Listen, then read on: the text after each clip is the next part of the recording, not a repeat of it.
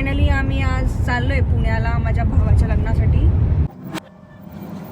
तर गाईज नाशिकहून निघाल्यापासून हा फर्स्ट स्टॉल आहे आणि आम्ही आज चाललो आहो फायनली पुण्याला. So guys this is my no makeup look, not even a single lip balm. Guys आम्ही 2च्या आसपास पुण्यासाठी निघालेलो आहोत दोघंही. तर आम्हाला पुढची कंडिशन माहिती नाही आहे, रोड कसे आहे कसे नाही, पण लेट सी. आम्ही 4 तासाचा टाईम लावलेला आहे. 4 तासामध्ये आम्ही पोचतोय की नाही पुण्याला.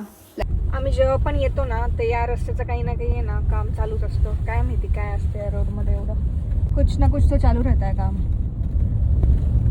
आणि पुण्याचे रस्ते म्हणजे ना पुण्याला जाताना 3 ते 4 महिन्यातच एवढे खराब होऊन जाताना. आम्ही लास्ट टाइम आलो होतो तेव्हा इतका प्लेन रोड होता आणि आता यावेळेस चाललोय पुण्याला तर एकदम ओबडधोबड रस्ता झाला आहे आणि गाडी तर पूर्ण हलती है. बिचारी यार गाड़ी, I am feeling sad for her.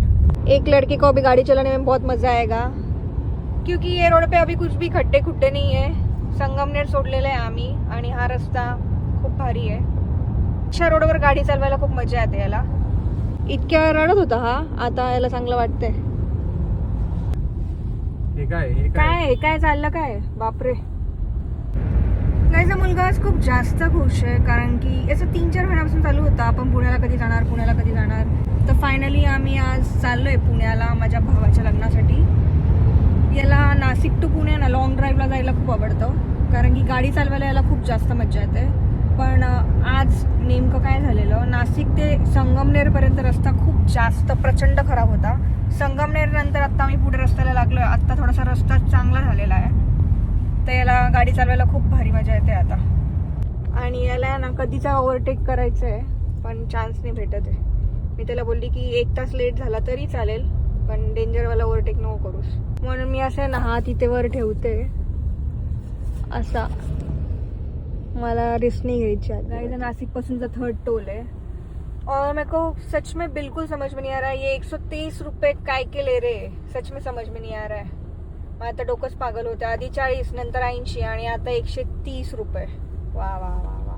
Guys मी घरून निघताना आज 2 डाळिंब सोलून आणलेले कारण की आम्हाला दोघांना 1-1 तासाला भूक लागते त्याच्यामुळे आता आम्ही डाळिंब खाणार आहे. चाकणला ॲज युजुअल नेहमीप्रमाणे गर्दी आहे. इस भेड़ बकरियों की वजह से बहुत ज़्यादा ट्रैफिक जम हो गई थी रास्ते के ऊपर.